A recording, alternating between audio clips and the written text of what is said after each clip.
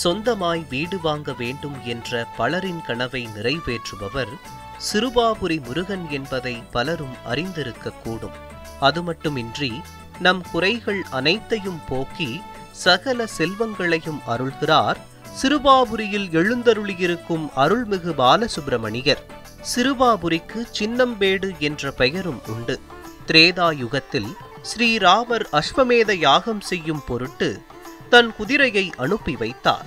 வால்மீகியின் ஆசிரமத்தில் வளர்ந்து வந்த ராமரின் குழந்தைகளான லவனும் குசனும் அக்குதிரையை சிறை பிடித்தனர்.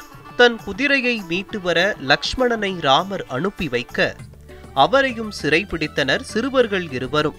குதிரையை மீட்க ராமரே வந்து சிறுவர்களிடம் போர் செய்ய தன் தந்தையிடமே போர் செய்வதை அறியாத சிறுவர்கள் இருவரும் தீரத்துடன் போரிட்டனர். பின் உண்மையறிந்து அவரிடம் பணிந்தனர். சிறுவர்கள் இருவரும் அம்பெடுத்ததால் இத்தலம் சின்னம்பேடு என்றும் அழைக்கப்படுகிறது. மூலவர் பாலசுப்பிரமணியரை தவிர இக்கோவிலில் அமைந்திருக்கும் அனைத்து மூர்த்தங்களும் மரகத கல்லால் ஆனவை. மூலவருக்கு தெற்கு பகுதியில் முருகப்பெருமான் வள்ளியுடன் திருமண கோலத்தில் காட்சியளிக்கிறார். திருமணத்தடையுள்ளவர்கள் காண கிடைக்காத இம்முருகனை வழிபட்டால் திருமணம் நடைபெறும்.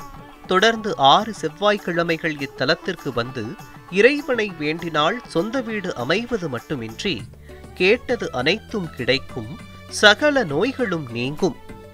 அருள் தரும் முருகன் அழகு மயிலேறி அருணகிரிநாதருக்கு காட்சி தந்த இவ்விடம் திருவள்ளூர் மாவட்டம் பொன்னேரியிலிருந்து தச்சூர் வழியாகச் சென்றால் 13வது கிலோமீட்டரில் அமைந்துள்ளது.